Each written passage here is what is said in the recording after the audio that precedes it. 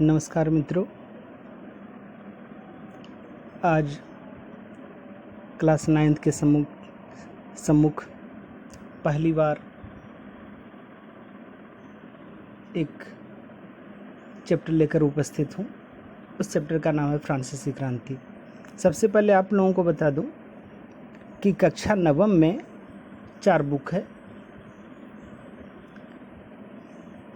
History, civics, geography और एक और जिस बुक से पहली बार आप लोगों का परिचय होगा वो बुक है इकोनॉमिक्स यानी अर्थशास्त्र। तो इसमें सबसे पहले हम लोग हिस्ट्री का जो फर्स्ट चैप्टर है फ्रांसीसी क्रांति, उससे हम लोग शुरुआत करेंगे। तो ये मेरा परिचय है, Manas Achal, PhD social science, JNBC Lampur Pakur 2, और ये इस चैप्टर का नाम है फ्रांसीसी क्रांति, कक्षा 9वीं सामाजिक विज्ञान। तो शुरू करते हैं। विश्व की सबसे प्रमुख क्रांतियों में से एक है ये फ्रांसीसी क्रांति। इसका मतलब होता है बदलाव। ये विश्व की प्रमुख क्रांतियों में से एक है फ्रांसीसी क्रांति। रूसी क्रांतियों ने भी असर डाला है, लेकिन सबसे प्रमुख रूप से जिसका नाम लिया जाता है वो है फ्रांसीसी क्रांति। क्रांति का मतलब होता है बदलाव। इसने बदलाव लाया। क्या बदलाव लाया? तो फ्रांस में इससे पहले का जो शासन था वो निरंकुश शासन था। उसमें जनता को कुछ भी अधिकार नहीं दिए हुए थे। इस निरंकुश शासन व्यवस्था का अंत कर यहाँ पर लोकतांत्रिक व्यवस्था की नींव डाली गई। तो इसको हम लोग फ्रांसीसी क्रांति के नाम से जानते हैं। इसी में स्वतंत्रता, समानता और विश्व बंधुत्व का नारा निकला। और स्वतंत्रता और समानता का अधिकार जो है हमारा, ये मौलिक अधिकार का एक हिस्सा है, जिसको बाद में जो हमारे देश का संविधान बना उसमें शामिल किया गया। तो फ्रांसीसी क्रांति आखिर क्या था? इस क्रांति में कहते हैं कि राजा के ऊपर भी मुकदमा चलाया गया और उसे भी फांसी की सजा दी गई। और इस क्रांति ने ये सिद्ध किया कि कोई भी कानून से बढ़कर नहीं है, कानून से ऊपर कोई भी नहीं है, राजा भी नहीं है। तो इस क्रांति का बहुत पूरे विश्व पर महत्वपूर्ण असर पड़ा। तो हम लोग शुरू करेंगे ये फ्रांसीसी क्रांति। तो फ्रांसीसी क्रांति के क्या कारण थे? फ्रांसीसी क्रांति के कुछ प्रमुख कारण थे। इन कारणों को हम लोग जानेंगे। वो है फ्रांसीसी क्रांति के कारण ये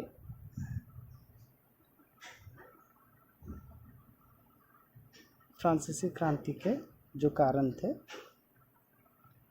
ये हम आपको बता देते हैं।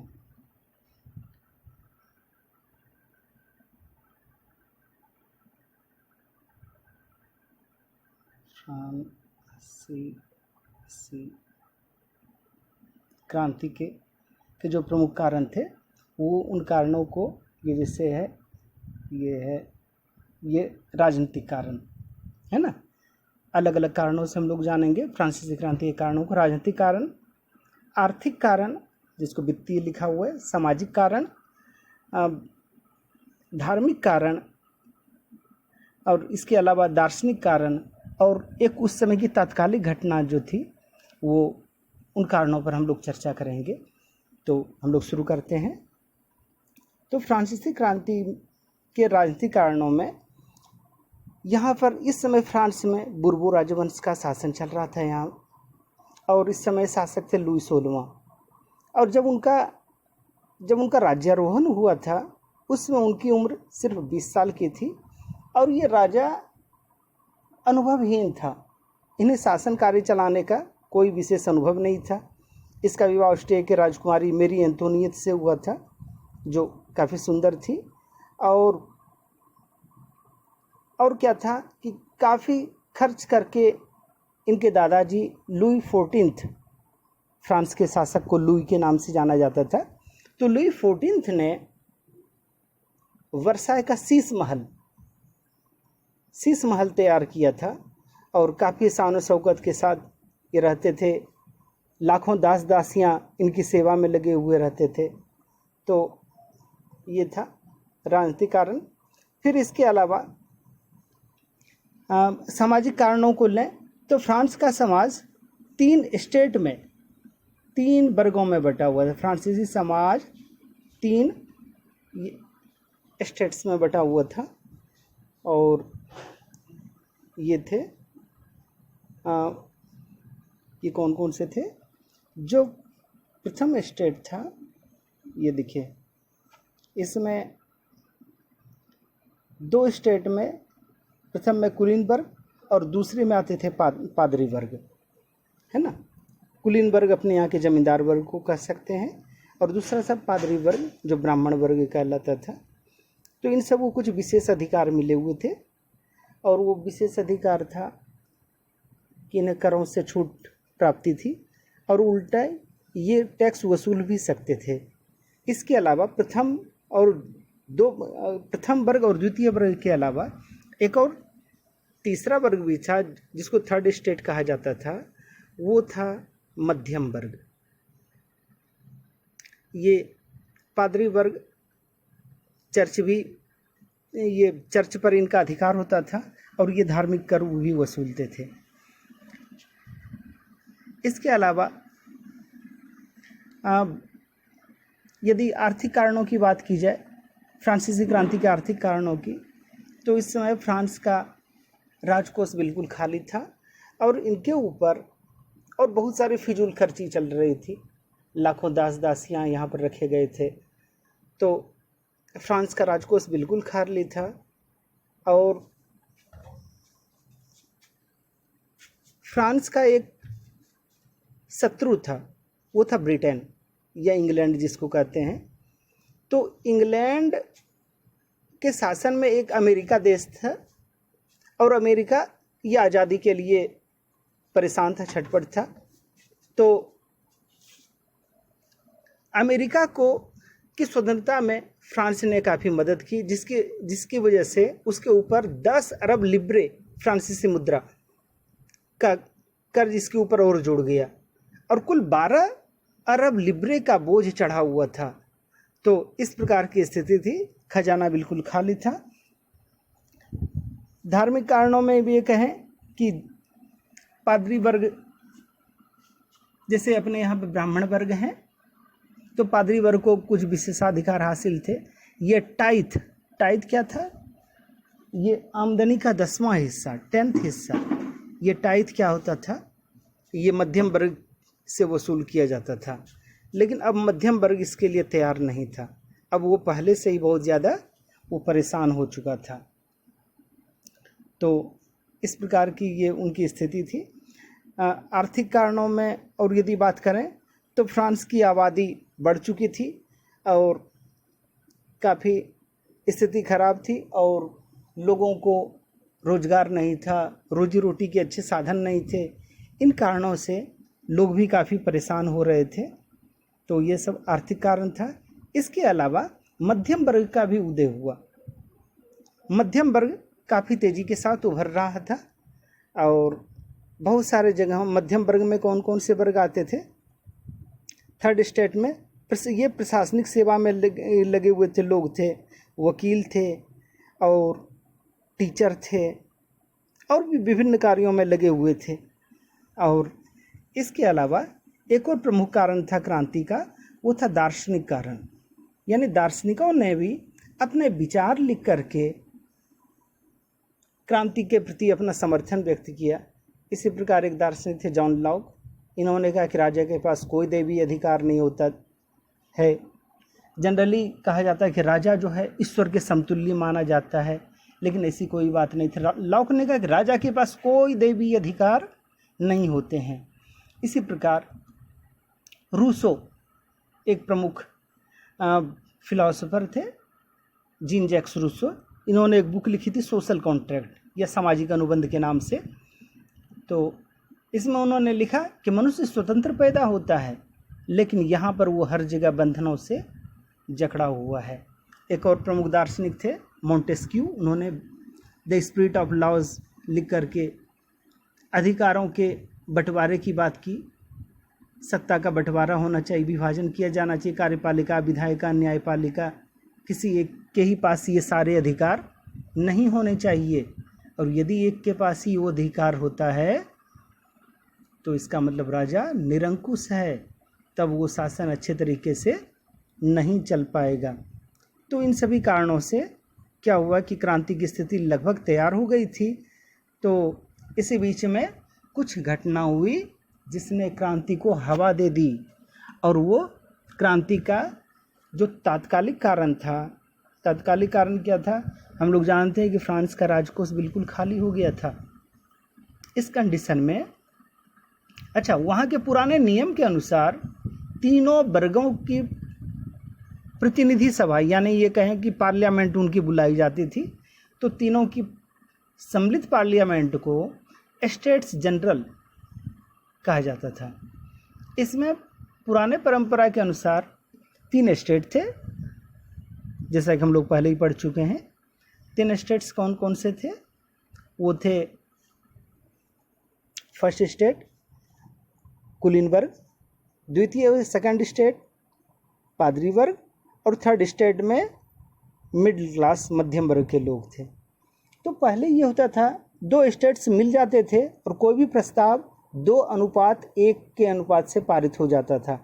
यानी 2 स्टेट जब मिल जाते थे तो तीसरे स्टेट मध्यम वर्ग की उपेक्षा हो जाती थी। और यहाँ पर सभी की बैठक हुई और थर्ड स्टेट ने इस बार ये मांग रखी कि फर्स्ट स्टेट में 300 लोग थे, सेकंड स्टेट में भी 300 थे, थर्ड स्टेट की संख्या ज़्यादा थी इसलिए यहाँ 600 प्रतिनिधि थे। लेकिन इसने कहा कि सभी व्यक्ति सभी को वोट डालने का अधिकार दिया जाए और सभी के वोट को काउंट किया जाए। 2:1 में पारित होने की बात नहीं, सभी 600 में से जितने जो भी निर्णय होगा वही माना जाएगा। लेकिन प्रथम 2 स्टेट ने उसकी बात अनसुनी कर दी। जब उनकी बात अनसुनी कर दी तो थर्ड स्टेट ने, तीसरे वर्ग ने इस बात से अपना विरोध जताते हुए वो यहाँ से क्या हो गए, बाहर चले गए। उन्होंने खुद को एक प्रकार से ये नई चीज़ की शुरुआत थी और यहीं से क्रांति की क्या होती है, शुरुआत होती है। उन्होंने कहा कि ये प्रथम जो 2 वर्ग हैं ये हमारे देश का सच्चे प्रतिनिधि नहीं है, हम ही देश के वास्तविक प्रतिनिधि हैं, क्योंकि हम जनता के हाथों से चुन करके आए हैं। तो थर्ड स्टेट अपना विरोध जताते हुए वापस आ गए, बाहर आ गए। और ये सभी देखिए, ये यहाँ पर ये सभी टेनिस कोर्ट में यहाँ पर इकट्ठे हुए। यहाँ पर इन्होंने शपथ ली कि जब तक हम लोग इस अत्याचारी संविधान को नहीं बदल देंगे तब तक हम लोग यहाँ से नहीं हिलेंगे। और आखिरकार वही हुआ कि इन सब ने मिल कर के एक नया बाद में अपना संविधान तैयार किया। और इससे पहले कि जो शासक थे लुई 16वां, उन्होंने नेशनल असेंबली को मान्यता दे दी और उन्होंने इस चीज़ को स्वीकार कर लिया कि थर्ड स्टेट ही एक्चुअल में क्या है, वही देश के जनता की सही प्रतिनिधि है, पूरे देश की प्रतिनिधि वही है। और धार्मिक कर को ख़त्म कर दिया गया, विशेषाधिकार समाप्त कर दिए गए, और जो भी सामंतों के पास, चर्च के पास जो भूमि थी उसको वापस ले लिया गया। तो काफ़ी सारी संपत्ति अब सरकार के पास इकट्ठी हो गई थी। फिर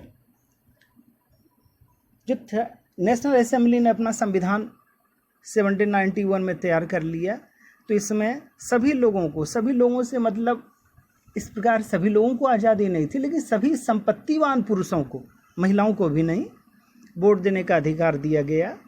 और इस प्रकार फ्रांस से निरंकुश शासन ये के समाप्ति की घोषणा की गई।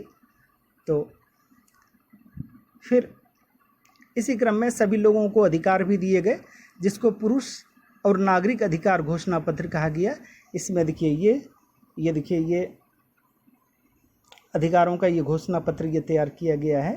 तो इसमें इनको दिखाया गया है कि ये इसको नेचुरल प्राकृतिक अधिकार कहा गया। इन अधिकारों को कोई भी नहीं छीन सकता है। ये अधिकार ये यहाँ पर ये दिखाए गए हैं। कौन कौन से अधिकार हैं? आदमी स्वतंत्र पैदा होता है, स्वतंत्र रहते हैं, उनके अधिकार समान माने गए हैं। तो इस प्रकार करके बहुत सारे अधिकार जनता को दिए गए। फिर ये अलग अलग प्रतीकों को इसमें दिखाया गया है।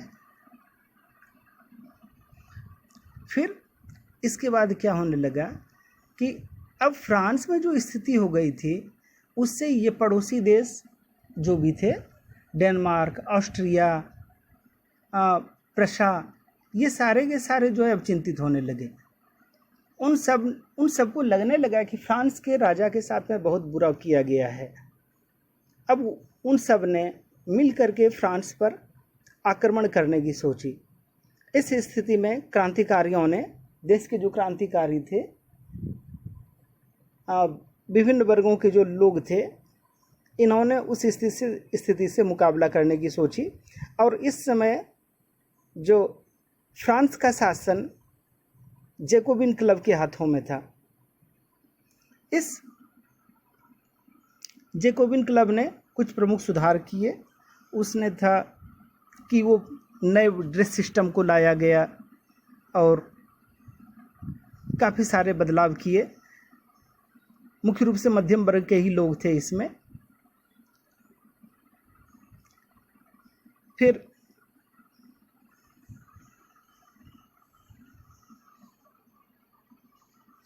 क्या होता है कि राजा ने भी, इधर फ्रांस के सम्राट ने भी गुपचुप पड़ोसी देशों के साथ में अब हेल मेल शुरू कर दिया, मिलना जुलना शुरू कर दिया। मिलना जुलना ने उनसे पत्राचार शुरू कर दिया। ये बात क्रांतिकारियों को बुरी लगी और उनके ऊपर भी मुकदमा चलाया गया और दोषी पाए जाने पर उन्हें दंडित किया गया, उन्हें मृत्युदंड दिया गया। फ्रांस साम्राज्ञी मेरी एंटोनियत के ऊपर भी मुकदमा चलाया गया और उन्हें भी मृत्युदंड दिया गया। तो इस प्रकार की स्थिति थी। लुई 16वें को फांसी दी गई, मेरी एंटोनियत को भी दिए गए। फ्रांस में इस एज को आतंक के राज के नाम से जाना गया, रेन ऑफ टेरर के नाम से जाना गया। कारण ये कि इस समय जो जैकोबिन क्लब का जो मुखिया था रोबेस्पियर, तो उसने नियंत्रण और दंड की सख्त नीति अपनाई, ब्लड एंड आयरन पॉलिसी इसको अपनाई। मतलब जो कुछ भी षड्यंत्र होगा, विरोध होगा, विद्रोह होगा, उसे शक्ति के साथ कुचलने के लिए वो तैयार हो गए। इसी समय एक नई मशीन का भी आविष्कार किया जिसका नाम डॉक्टर गिलोटिन रखा गया। चूँकि डॉक्टर गिलोटिन ने इस मशीन के आविष्कारक थे, इसलिए गिलोटिन मशीन इनका नाम रखा है। रोबेस्पियर की सरकार ने काफ़ी सारे काम भी किए, मज़दूरों को कम ये क्या कहते कीमतों, बहुत सारे सामानों की कीमत तय कर दिए गए। गोश्त एवं पावरोटी की राशनिंग, राशन के द्वारा, अभी राशन के द्वारा क्या आता है आपके घरों में? गेहूँ आता है, वेरी गुड। और क्या आता है? चीनी भी आती है, ठीक है। तो वहाँ पर गोश्त और पावरोटी राशन के द्वारा मिलना शुरू हो गया। फिर सबके लिए कहा गया कि महंगे सफ़ेद आटे का इस्तेमाल नहीं करेंगे, साबुत गेहूँ से, साबुत गेहूँ यानी मतलब पूरे दाने से बनी गई उसकी रोटी, समता रोटी उसको नाम दिया गया, उसको खाना अनिवार्य कर दिया गया। काफ़ी सारे बदलाव किए गए। और यहाँ पर क्या हुआ कि रोबेस्पियर ने अपने इस व्यवस्था को काफ़ी सख्ती से लागू किया गया और जो कोई भी विद्रोही होता था, षड्यंत्रकारी होता था, उसको फांसी की सजा दी जाती थी। और कहते हैं कि एक एक दिन में कई सारे लोगों को जो है फांसी दे दिया गया। और ये व्यवस्था इस तरह ये हुई कि लोग त्राही त्राही करने लगे। तो फिर ये व्यवस्था का खात्मा होता है। जैकोबिन सरकार के बाद इसके बाद 5 सदस्यों वाले डायरेक्टर्स का शासन शुरू हो गया। मतलब ये कि यदि हेड होता है तो उससे वो निरंकुश होने की संभावना होती है। तो ये 5 डायरेक्टर्स मिल करके क्या करते थे, कोई निर्णय लेते थे, और ये सभी डायरेक्टर्स आपस में झगड़ा किया करते थे, जिसकी वजह से नेपोलियन को मौका मिल गया। नेपोलियन जो एक सैनिक, आप लोग नेपोलियन के बारे में ज़रूर सर्च कीजिए, ज़रूर उनके बारे में, उनकी जीवनी ज़रूर आप नोट कीजिएगा, लिखिएगा, आप उनके बारे में पढ़ेंगे और अच्छा लगेगा। तो नेपोलियन का इसी समय में क्या होता है, उदय होता है। तो फिर ये नेपोलियन के बारे में देखिए, ये यहाँ पर भी कुछ दिया हुआ है। नेपोलियन का जन्म एक बड़े इम्पोर्टेंट डे में हुआ था, और हम भारतीयों के लिए तो बहुत भूलने लायक वो दिन है ही नहीं। वो दिन था 15 अगस्त 1769 को। 1869 को हमारे राष्ट्रपिता का जन्मदिन है, और 1769 को उनका जन्म हुआ था, नेपोलियन का जन्म हुआ था। और उसने लगभग संपूर्ण यूरोप को मथ करके रख दिया, पूरे लगभग एक यूरोप के एक बड़े से हिस्से को जीत लिया। और बाद में 1815 में क्या होता है, वाटरलू के मैदान में इनकी हार होती है, और फ्रांस से जो भी उनका जीता हुआ क्षेत्र था वो वापस ले लिया गया, और हार होती है। फिर इसके बाद फिर इनको एक द्वीप पर भेज दिया गया, और वहीं पर कहते हैं कि कैंसर से उनका जो है डेथ हो गया। ये नेपोलियन का ये डेथ हो गया।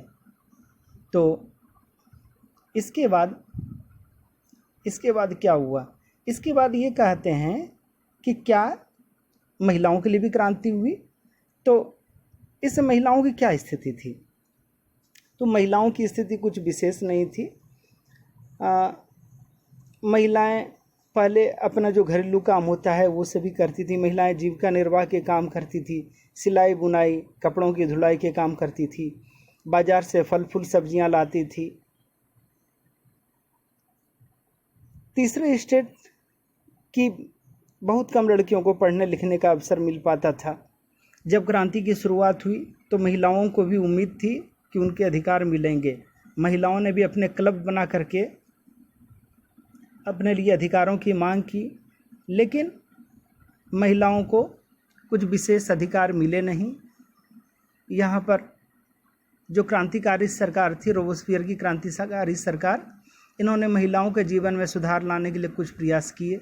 सरकारी विद्यालयों की स्थापना की, लड़कियों की शिक्षा को अनिवार्य बना दिया गया। तो ये सब कुछ काम किए गए, लेकिन फिर भी महिलाओं को वोट देने का अधिकार नहीं मिला। और ये बहुत बाद में 1946 में फ्रांस की महिलाओं को वोट करने का अधिकार मिला। फिर इसके बाद आते हैं, एक और महत्वपूर्ण काम जो हुआ था वो था दास प्रथा का उन्मूलन। तो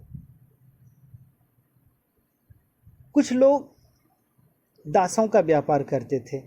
दासों का व्यापार किस प्रकार से होता था, यूरोप से लोग जाते थे, अफ्रीका के क्षेत्रों में जाते थे, और वहाँ से दासों को पकड़ करके यूरोप में लेकर के आते थे। यहाँ पर उनकी बोली लगती थी, और यहाँ से उनको खरीद करके वो अमेरिका ले जाया जाता था, जहाँ विभिन्न प्रकार के फसलों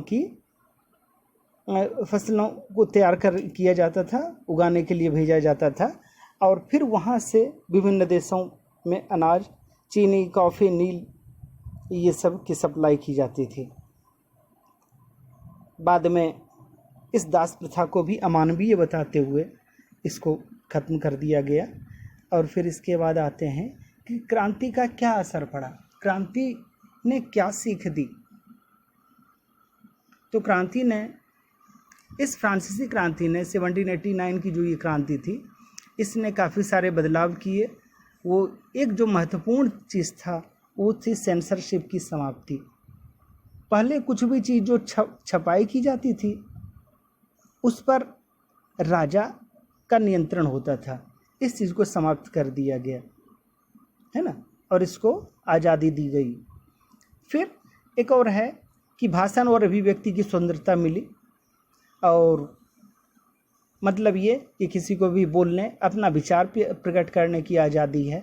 इस चीज़ को जब प्राकृतिक अधिकार, नैसर्गिक अधिकार घोषित किया गया तो यहाँ पर पुस्तकों ये सब की बाढ़ आ गई, काफ़ी सारे संख्या में छपने लगे।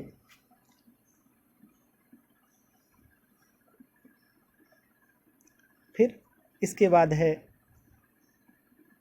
और इसके अलावा स्वतंत्रता का अधिकार, इसको प्रमुख अधिकार माना गया। स्वतंत्रता का अधिकार फ्रांसीसी क्रांति से ही निकले, और जिसको भारत के इसमें भी जगह दिया गया, मौलिक अधिकारों में भी जगह दिया गया। जनवादी अधिकार, मतलब लोगों के भी क्या होते हैं, अधिकार होते हैं, ये सब फ्रांसीसी क्रांति से ही निकले, और ये यहाँ से निकल करके फिर भारत तक पहुँचे। तो ये स्वतंत्रता का अधिकार, समानता का अधिकार, समानता का भी अधिकार, ये कहते हैं फ्रांसीसी क्रांति की ही देन है। तो ये सब पहले ये यूरोपीय देशों तक पहुँचे, और जिसको विभिन्न देशों ने अपने संविधानों में ये जगह दी। तो ये छोटा सा मेरी ओर से प्रयास था कि आप नेपोलियन के जीवन परिचय को जरूर पढ़ेंगे। अभी और आपके पास व्यवस्था है, आप गूगल में सर्च करके उसके नेपोलियन बोनापार्ट के बारे में ज़रूर पढ़ें, और इन प्रश्न आंसर को पूरा कीजिएगा। क्रियाकलाप एक्टिविटी वाले कोशिश कीजिएगा, यदि बन जाते हैं तो ठीक है, नहीं तो ये वाले। फ्रांस में क्रांति की शुरुआत किन परिस्थितियों में हुई? तो मतलब ये है कि फ्रांसीसी क्रांति के क्या कारण थे, उन कारणों को लिखना है। विभिन्न प्रकार के कारण थे, राजनीतिक कारण, सामाजिक कारण, आर्थिक कारण, धार्मिक कारण, दार्शनिक कारण, और एक और प्रमुख कारण था वो तात्कालिक कारण। तो ये लिखना है। दूसरा नंबर है, फ्रांसीसी समाज के किन तबकों को क्रांति का फ़ायदा मिला और कौन से समूह सत्ता छोड़ने को मजबूर हो गए? तो सबसे ज़्यादा फ़ायदा किसको मिला? मध्यम वर्ग को फ़ायदा मिला। और कौन से समूह सत्ता छोड़ने को मजबूर हो गए? दो समूह, एक तो था कुलीन वर्ग और दूसरा था पादरी वर्ग। क्रांति के नतीजों से समाज के किन समूहों को निराशा हुई होगी? तो महिलाओं को निराशा हुई। महिलाओं को कोई विशेष फ़ायदा नहीं हुआ। 19वीं 20वीं सदी की दुनिया के लिए फ्रांसीसी क्रांति कौन सी विरासत, मतलब फ्रांसीसी क्रांति की क्या देन है, उस चीज़ को लिखना है। तो उम्मीद है आप ज़रूर लिख पाएंगे। फिर है कि उन जनवादी अधिकारों की सूची बनाइए जो आज हमें मिले हुए हैं और जिनका उद्गम फ्रांसीसी क्रांति में हुआ है। तो ये कौन कौन से हैं? स्वतंत्रता का अधिकार, समानता, तो ये प्रमुख अधिकार हैं। फिर संपत्ति का अधिकार जो पहले मिला हुआ था लेकिन बाद में अभी उसको कानूनी अधिकार ये करें। क्या आप इस तर्क से सहमत हैं कि सार्वभौमिक अधिकार के संदेश में नाना अंतर विरोध थे? मतलब कुछ उसमें गड़बड़ थोड़ी सी बातें थी। हाँ, सार्वभौमिक वयस्क सार्वभौमिक अधिकार तो कहा गया, लेकिन सभी लोगों को वोट देने का अधिकार नहीं दिया गया। सभी के अधिकार समान नहीं थे। महिलाओं को वोट देने का अधिकार नहीं दिया गया, सिर्फ पुरुषों को दिया गया, और सिर्फ पुरुषों में संपत्तिवान पुरुषों को ही ये अधिकार मिले। तो इसको सार्वभौमिक यूनिवर्सल कहना तो ठीक नहीं है, क्योंकि सभी को। नेपोलियन के उदय को कैसे समझा जा सकता है? तो नेपोलियन का उदय किस प्रकार से हुआ, उसको हम लोग उसका आंसर लिखना पड़ेगा। तो नेपोलियन कौन था, इसके बारे में थोड़ा परिचय दे देंगे। एक सैनिक अधिकारी था, और फिर क्या है कि जो डायरेक्टर्स का शासन था, ये सभी डायरेक्टर्स आपस में लड़ते झगड़ते रहते थे।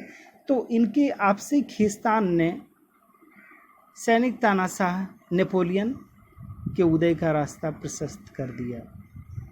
ये इधर, ये इसमें ही नहीं, यहाँ पर नहीं, ये आपको मिलेगा। नेपोलियन के बारे में थोड़ा सा दिया हुआ है, फिर नेपोलियन और ये यहाँ इसमें जो है आपको कुछ मिल जाएंगे।